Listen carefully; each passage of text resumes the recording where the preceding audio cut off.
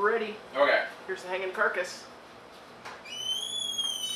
So we're going to do this video today to show some do's and don'ts and kind of explain why it is people pay what they pay to have a deer processed. One thing is that we're under WSDA license here in Washington. We're inspected by the Washington State Department of Agriculture. We've got a lot of paperwork that goes along with it. We have to deal with Fish and Wildlife on your behalf, and so all that stuff adds up, and that's why you pay $140 for, at least with us here at Proper British Bacon, to have your deer processed. Some of the do's and don'ts. This deer was shot day before yesterday. I picked it up from the customer. This is a repeat customer, a long-time hunter, and you look at the level of hair that's on here, all the way down through. It still has the esophagus in it down here.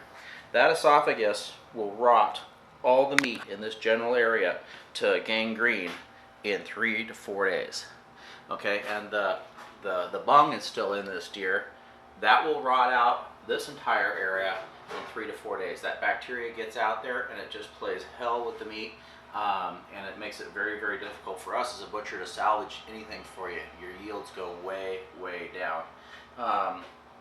So even though this is a very experienced hunter that has gets a deer just about every single year, the level of cleanliness on this animal is pretty much unacceptable. And this is going to run into extra cleaning fees because it's going to take us quite a bit longer to do this, and his yield's going to drop by probably 25%. So anyway, we'll get started taking this thing apart. For us, I recommend that you keep the pelvic bone attached. It allows us to hang it from there, and that way when the deer sets up, it sets up with its legs forward in a more natural position. It's called a tender hang, and the quality of your leg steaks and hams are much nicer if you can do that. It also gives us an additional place to be able to hook from and do our work. Anyway, we'll get started here and get taking it off. First, this bit of hard, dry stuff here that's got all this hair on it, it's got to go. And the fat along the brisket here is really not very tasty fat, so we'll get rid of that. We'll get this other piece out here where it's all dry, nasty. Here in Washington, we're not supposed to use any water to clean at all. I'm not supposed to spray anything on it. We're supposed to trim 100% of what we do in removing stuff. And so the cleaner it is, the less we have to trim, the better quality that you're going to end up with. We have bone fragments down in here. There's a lot of stuff here that we're going to have to trim away that's just not going to be usable. It's unfortunate, this level of waste, but not every shot's a perfect shot. All this stuff where there's dirt here, it's all got to get trimmed away. So I'm pretty much going to go through and trim, 1/8 of an inch, 1/16 of an inch, all the way off this animal, all the way around, and expose nice clean meat for the customer before we can go through and start taking it apart. I'm going to go through and hit pause. Is that an option? So we're making some progress. I've got some of the heavy stuff off. One of the first things we're going to do is we're going to pull the legs off, and we're going to pull the back straps out. A lot of people want to take the back straps off in the field. They don't want to give them to the butcher. They're afraid that the butcher's going to steal their back straps. And honestly, that happens a lot, and it's very unfortunate. But the shop can make a lot of money by selling your meat, and so what happens? You're going to see right here, I'm going up through. I don't want to take this hard silver skin off of the back straps and expose them without wasting any more meat than absolutely necessary. These longer strips I can get off, makes my job easier, gives something to hang on to where I'm not getting my fingers in jeopardy. A lot of guys use a metal hook. I've just never been able to do that. So I'll just go through and peel these guys off. Nice and clean. Try to take as little meat off as possible. We're having to throw all of this away. This stuff is tough. You wouldn't want this in your grind. You wouldn't want to eat it. It's just no good. So again, just taking a really nice thin piece off here, exposing that nice deep red meat on the back strap. If you cut these things out in the field and you keep them, it gives all of these knife cuts that are exposed out in the field for bacteria to get down inside your meat, and it's going to make the rest of your deer taste like crap. So, find a butcher that you could trust and let him do it for you. You're going to get better quality product in the end, and it's actually easier for me to process this deer if it's got all of its bits and pieces attached, because that's the way I do most of them. That's the way my system's set up. I can go through and get this thing cut up much easier that way if I don't have to fight with every little tiny piece and all trying to get all these little cuts out of the way that were made in the field. Do nothing but make my job more difficult. So here I'm letting the shoulder fall away a little bit, exposing the back straps. One of the first things I want to do is I want to get these back straps off of here and get them separated from the animal, and that way we can get them cleaned up and get them frozen as quickly as possible. So here we go. Shoulder will fall apart and hang there for me. Now the first cut on these back straps is in along the spine, following the spine all the way down up into that hip joint. Come down here, cut these things. There's some of these guys out there that have these videos where they do a 6 or 8 minute cutting a deer. Well, that's all fine and great. If you've got some farm raised deer that's butchered in a USDA plant, you can do that. This thing has been out in the field. It's covered in hair and poop and bloodshot. You know, it just they've got to be prepped. If they're not prepped, then properly, then you've got a lot more work. So here we've exposed the tenderloins. I'm going to come in along the spine and scoop these guys out. My knife is specially bent specifically for doing this. It allows me to get underneath there, get it all out, and take it all the way up into the hams. So we'll cut these guys out, and I'll throw them over there, and we'll clean those up here in a minute.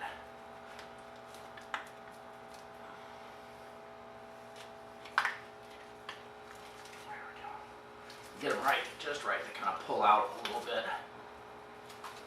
You don't want to just yank them out because you'll tear them in half, and that's not good. So there's your nice big tenderloin. Clean that up. That'll make a super nice meal for somebody. You can see how fresh this is. He's still leaking.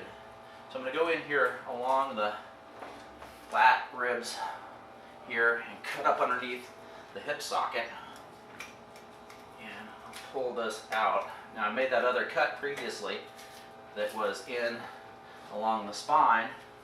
Now I can put my knife in here, take these guys apart, peel this whole back strap out,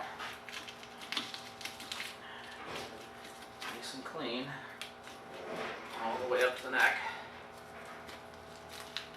to that point. From there forward in the neck, there it's really not very tasty, so we'll just cut it off at that point. And we'll set that off separate. So that's one back strap out. Go back up underneath the hip joint, get maximum yield. Come back up underneath here. All this extra fat and stuff we want to get rid of. The fat's where the gaminess comes from mostly, and we don't want to have the animal be any more gamey than necessary.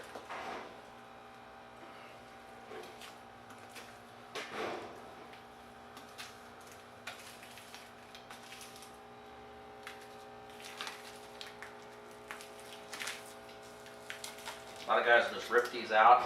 Half the time they rip in half down the spine. You end up losing a lot. If you're doing this in the field, you're getting bacteria in all of these spaces here, and it's just going to make your animal taste like crap.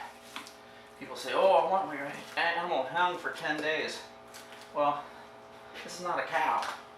It's not covered with an inch of fat all over here that saran wraps it and protects it and holds in the moisture. This thing's got no fat on it. If you hung this for 10 days, the whole thing would be jerky. It's a fallacy that you need to hang your wild game. That's just not good for the animal. It's not good for the end product. The faster you can get this thing in and frozen, the better off you'll be, the better tasting it'll be. One of the things you can do in the field, you can go through with a little bit of white vinegar in a 99-cent spray bottle, have that in your fanny pack, and then go through and spray your animal with it right away. And that takes the pH on the animal down around 3, 2.5, something like that. And that's a level that bacteria don't grow in very well. And you know, that'll help keep your animal fresh. Really, you should have talked to your butcher before you headed out. Let them know you're going hunting. Let them know when you plan on being back. Make sure that they're still taking wild game. A lot of people in Washington have quit doing it. So you come, you show up, and then all of a sudden you don't have a butcher, and you're trying to figure out what to do and how to get your animal processed at the last minute. Get all that stuff done ahead of time. You know, it's not that hard to touch base with your butcher and say, hey, I'm going out this year. You still want to do my animal? And get that part of the equation taken care of in advance. It's amazing how many people come, that have been shopping with me for years, and they come through and I'm full. I didn't know they were coming. Or they want to show up on a Sunday night. Well, I don't work on Sunday nights. I'm not going to be here unless we've made some sort of special arrangements. So figure out how the program's working with your butcher every single year and get that worked out in advance. It'll save you a lot of heartache, and you'll be guaranteed a place in the cooler. If you're hunting somewhere where your butcher's not, find cooler space in that area. Make sure that they're going to be able to hang your animal and take care of it for you while you're in the field. Just hanging your animal up in the field's unacceptable. You know, right now it's 58 degrees outside. Anything over 40 degrees, your animal's rotting. It's not aging. It's not cooled properly. You get a big cooler, stick it in the cooler with ice, go through and keep that animal, down around 36 degrees so it's not spoiling. And then, when you shot your animal, get to your butcher. Don't hang out in the field drinking beer, not if you want to have good stuff to eat. It just doesn't work out that well. And it's amazing how many people would rather hang out with their buddies over in Eastern Washington, drinking beer and hanging out, and then they got a really low yield and their deer taste like crap. It's just not okay. There's a lot of this bloodshot down here around the ribs. There's no point in taking it out. There's not enough meat there to worry about. The fat from the brisket doesn't taste good, so I'm going to leave all of that. All this inner stuff in between the ribs, if I took all of that out, there might be a pound of meat in there. And if there's any gut puncture or anything like that, all that meat's going to do is make the rest of your burger taste like crap. So we're gonna leave all that on the ribs. There's no point in taking that off. There's no benefit for you. It's not going to make more meat. It's not going to make tastier meat. We're going to leave that alone and leave it on the carcass and get rid of it. One thing that Joe did here, which isn't all that great, is he left the esophagus in there, like I was talking about earlier. Esophagus right here. It's going to do nothing but cause a bunch of rot and decay. And we just brought this animal in yesterday, so it's going to be nice and fresh. But that's going to give you nothing but problems. Leave that in the field. Coyotes love it, and it's going to open up this, get more air through your carcass. It's going to make your carcass dry out nicer. Everything's going to be better. If you don't have a big cooler and you can't find a cooler in your area where you're hunting, go to Goodwill, get a $5 sleeping bag, take that sleeping bag and hang a bag of ice right in here, the string off your tree, and take that sleeping bag, put it up around your deer. It's a $5 cooler. It'll keep that in, and every 8 hours put a new bag of ice in there. It'll act as a mini cooler until you can get it back to your butcher. There's so few butchers and so many hunters, we're being able to be really selective about who we do work for. If your animal comes in all dirty and it's old, a lot of times we won't even, we'll turn you away. We can't do it. I got too many other guys that got nice clean deer that have taken really good care of them. They're going to get priority. If we're really busy, you could be out of luck. So the more you do in the field, the better off it's going to be getting one of us to help you out with it. Now I'm giving you all the techniques here on how to do it yourself. I'm plenty busy.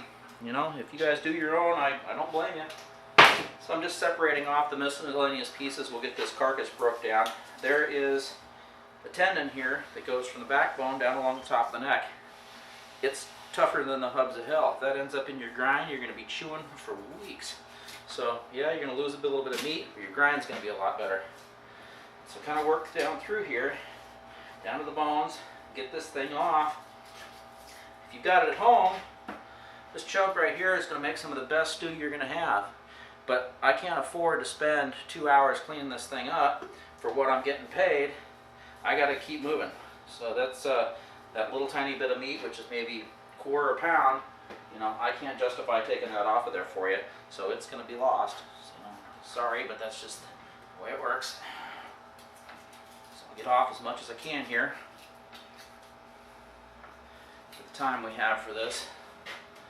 So now we've got the carcass pretty well stripped down. There's not anything but the hams left up here. We've got them a little bit cleaned up. Busted this tendon off of here. A lot of guys want to leave feet on too, and hair and different stuff. This thing right here is going to dry out, and it's going to blow fur over everybody's deer. Not just this one, everybody's deer. As the air circulates, leave absolutely no fur. I mean, it's going to take that long to take that off of there. It's going to make your deer nicer in transport, and it's going to make everybody else in my cooler deer that much nicer. So it's not that hard to do. Get all the fur off it. There's some scent patches that are right in here on the deer. They are full of all kinds of nasty hormones and everything. You want to get those things off of there as soon as possible. I see guys bring them in, they've been 6 days in the field with that gland in there. The entire ham is going to taste like crap. You know, it's just vile, and I don't know why people do it. It's just got to be a lack of education. So, you know, here I'm giving some information so that you'll have a better quality animal, and I'll be a little less unhappy with you when you come to see me. So I'm going to go through and bust these hams off.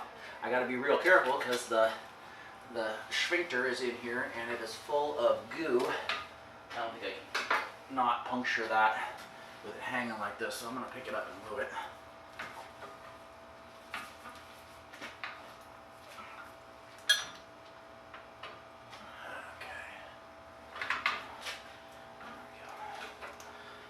Trim all this stuff off too. You gotta get all this stuff split open, hairy, dirty. It's probably had poo and whatnot on it. You don't want any of that when you grind. You gotta get all of that cut out. There's a few glands that are in here that we're gonna have to find and get out too, because they're full of hormones and that kind of thing. And you don't want them in your grind. So there's your, I mean, there's a poop waiting to come out in that. You don't want that on your meat. You know, not at this point. Done all this work, gone out in the field, killed this thing, cleaned it up, brought it in. You know, you want to have the best tasting animal possible. Let's get the sphincter shot on that. Okay. You know, that's just bad. So I'm gonna get down in here. There's a joint. Try to cut down into the joint. Once we get to the joint, get that tendon cut, this thing should pull right off. Just like that. Okay, it's a little bit harder on this side because we've got the hook hanging there.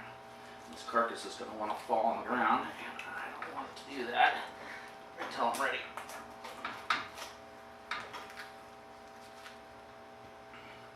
So we pretty much have this carcass stripped to the point that we want to get it to. There's not any extra meat on here that is going to get damaged.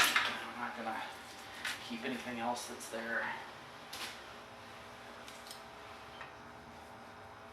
So you can see how thin. I mean, we get the knife just, you can practically see the knife going through the membranes, trying to save every little bit of meat I can for you. But if it's got hair, it's got black stuff on it, it's got to go. And I'm sure there's guys that can do it, save more meat, but no one ever complains about the taste of my deer. They always say, wow, it sure came out good.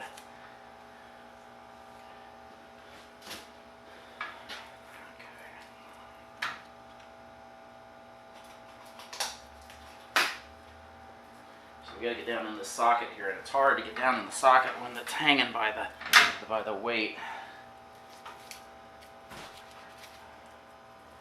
Nice little chunk there, probably. No, that's garbage. Okay, so let's see if I can show you where you can see that socket right there. So I'm gonna get the knife down in that socket and get that tendon cut so we can pull this off of here. You hear it starting to suck. That makes that sucking sound. Things are starting to pull apart. That's what you want. Get my knee and my knife down in here and get along this hip bone. Get most of the meat off of here. Nice and clean. So there's nothing here we're going to keep.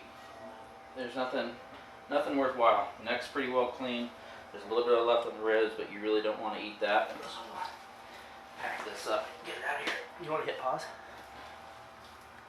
15 minutes left. We forgot of. 29 minutes, 57 seconds. Huh. Okay, maybe it's just each. Here we go. We on? We're on. Okay, so we've got our tenderloins here. We've finished breaking down the deer. We're going to go through and take these little bits of silver skin and fat and stuff off of them and get them separated out. Put that in the grind pile. There's this little strip on here. Pull that off. Put that in the grind. So now I need to go through. I need to pull off just the very smallest little tiny skim of meat off of this all the way around. Get all this dried blood and fat and everything off of them. There's a nice little piece of fat there at the end of this tendon.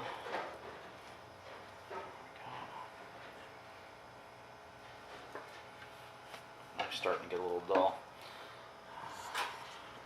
Through this last animal, that'll be good. So we'll set that in the steak pile. Same thing. Cut some of this off of here. Bloody mess there. Don't want that.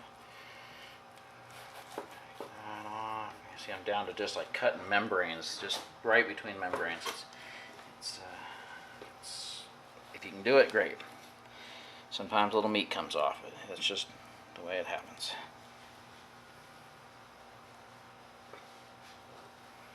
It's clean enough to put that in the grind. Bloodshot that.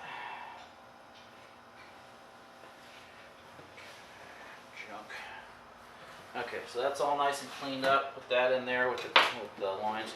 Now all we're going to do is break down the deer into its miscellaneous components, and then I'll take it out front, and the crew will finish cleaning it up and do their part of it. We're just going to do the breakdown, which in the field, this is the maximum that you should do it, and then get home and get it cleaned up. See all this hair and stuff on here? I'm trying to get between there and get all that hair and junk, all that stuff you don't want to eat, get off of there. Now most deer, right here, this is the front shoulder where he shot it. If you peel this back, right under here, there's a big chunk of fat that wraps around the front shoulder. And there's a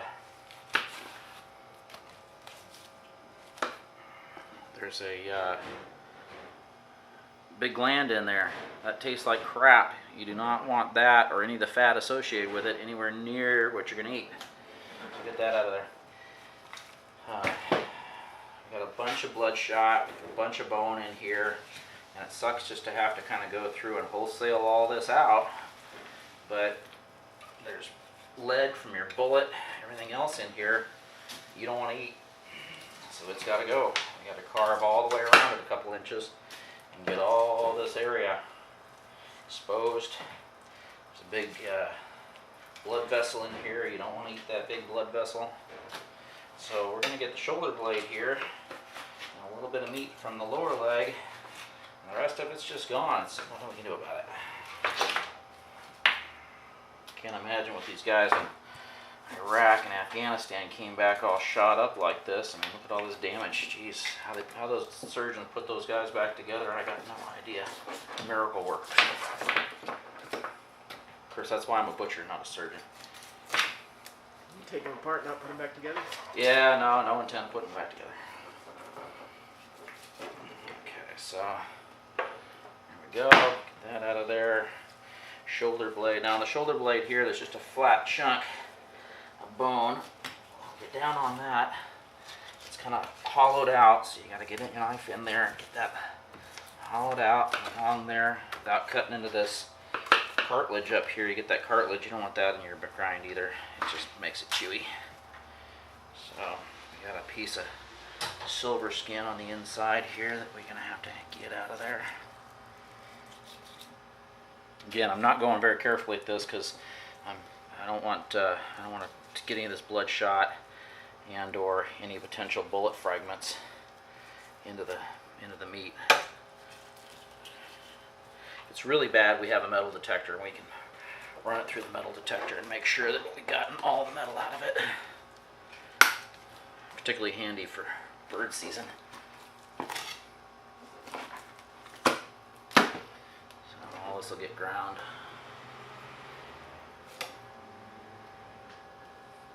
We used to try to make some shoulder steaks and that kind of thing, or tied up shoulder roast. It's just not worth it. Not enough meat here, not good enough quality.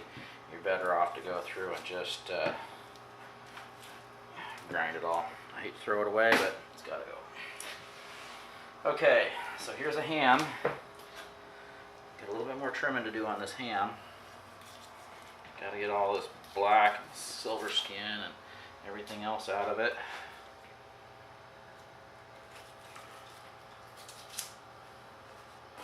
Oops, lost that one. You can see all the deep cuts from taking the skin off and not being careful with taking the skin off. Those have bacteria and stuff down in them, so we'll have to keep an eye on those when we're taking it apart and make sure that we get that cleaned up. We got a lot of bloodshot down in here. Deer probably thrashed around a lot and broke its leg in its death struggle. Happens. Okay, so we got our inside round here. There's kind of a little connecting muscle in here that's no point trying to say. We'll just take that out. Get this bloodshot here out. There's another gland right here. See this fatty connecting tissue at the front of the leg? There's a gland in there. Gotta get all of that out. That's not gonna taste good. And then this cap here, which would be your tri-tip.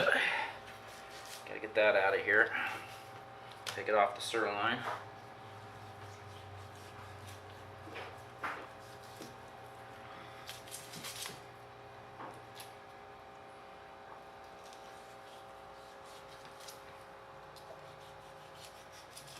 This is definitely not the worst deer I've seen today. I saved it because it had some major no-nos like the bung and the esophagus, specifically for you guys to be able to watch and know about.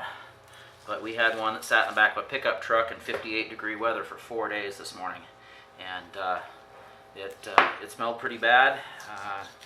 We took care of it. Fortunately, the guy wants some spicy sausages made, and we'll be able to make it salvageable and at least edible. Okay, so we're taking the outside top round off of here. So here's another gland right here. Gotta go. How many glands in each deer? About 8. You don't always get them all because sometimes they're shot to hell. And let me tell you, you stick a bullet through a gland, and that is definitely not going to make anything taste good. I'm getting that bloodshot out of there. Get that there. So we got a nice little roast here. Go through and take this heavy piece of silver skin off.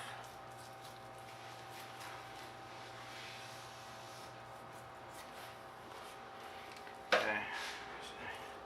Kelly will clean that up and make it nice. I'm just getting the roast off of there, making sure it doesn't have any hairs and junk on it. Okay, so see all this connective tissue and all this blood vessel in here?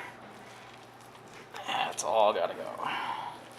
That's going to have flavors in it that you do not want to experience. Okay, so this is the sirloin on an elk. This would be awesome. It'd be big, make some steaks out of it. we're gonna grind it. You got your outside, your inside round here. It's attached to your sirloin tip. Peel that off.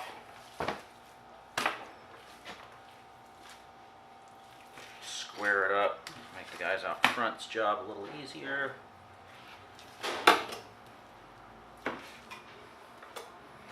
Okay, this will get turned into steaks. This is going to be some of your best meat right here. It's going to make some beautiful steaks. Okay, so you got your sirloin tip here. This is what we're going to make our deer roast out of. Makes an alright steak, but there's a fair amount of connective tissue in it. And so if you make a roast out of it, you'll tend to cook it a little bit longer, make it a little bit more tender, and that'll be good. Okay, so your sirloin tip, square it up a little bit and get some of the connective tissue out of it. And clean this up a little bit out front, and that'll basically be the way it'll end up in the package. It's beautiful. People are going to be watching this and they're going to be saying, "Oh, Jesus, you wasted so much meat." No, I saved your edibles. Kept it where it's going to taste super, super good, and your family's going to enjoy it, and you're going to use it. If you don't have something in your freezer that you're actually going to use, what's the point? You know, oh yeah, okay, saved you an extra 2 pounds of meat in your ground, but it tastes like shit, and then the family wouldn't eat it, right? You want something that's going to be wholesome and yummy, and your kids are going to be excited about, not something that's going to be all rank and nasty and gamey, and your wife's going to go, "You sure you want to go hunting this year, honey?"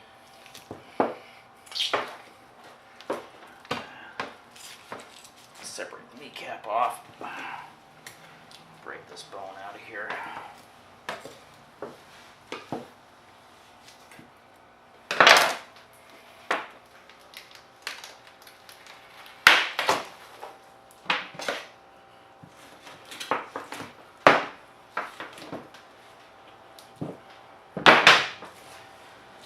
And that's pretty much it. I'll do the other two legs, and then we'll take it up front and stake it out. But if you can get to this point on your own, you're home free. Anyway, hope you learned a few things. Hope you got a few things that you're not going to do in the future, and maybe you realize that paying me $140 is worth every penny. See you guys.